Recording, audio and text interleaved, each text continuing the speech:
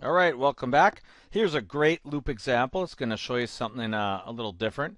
We're going to do a loop, and the loop is just going to keep going with the user entering grades until the user enters the value -1.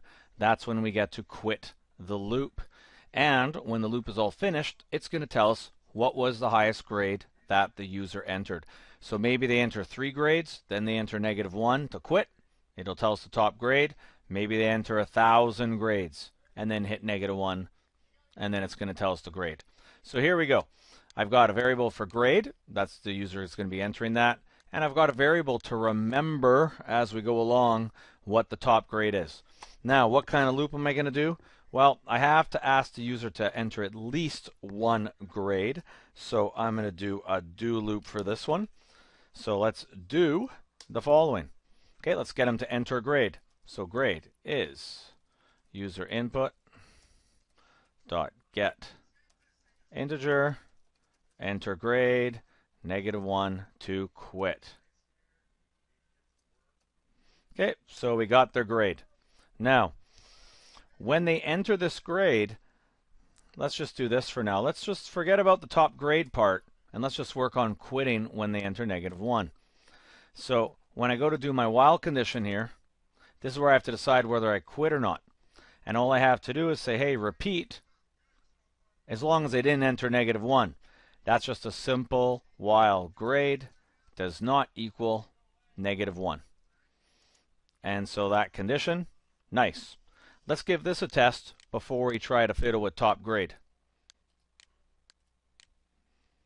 So let's enter 5, 6, 7, 8, -1. Program stops. Okay, perfect. Okay, nice condition. Works nicely. Now let's worry about this top grade problem. This is a very common question in computer science, right? Finding the maximum or the minimum out of a list of numbers.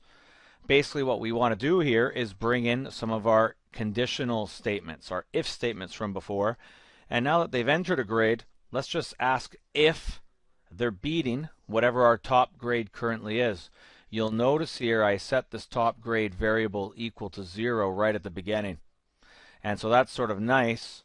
I can just sort of say if the grade they just entered is bigger than top grade, then I should be setting my top grade equal to this grade that they just entered.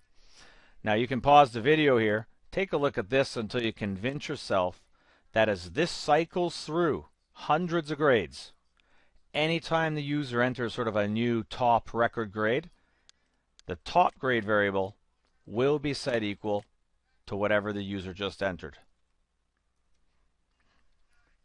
Now, if you're totally good with that, and that makes sense, then really that is the program. You know that when they enter -1, the loop is exited, and then we can do a little system out. The top grade was top grade. Okay, that easy. So let's give it a quick test to make sure it works. So I'll just enter some low ones here, 10, 50, 90, 30, 62, -1. The top grade was 90. Works like a charm.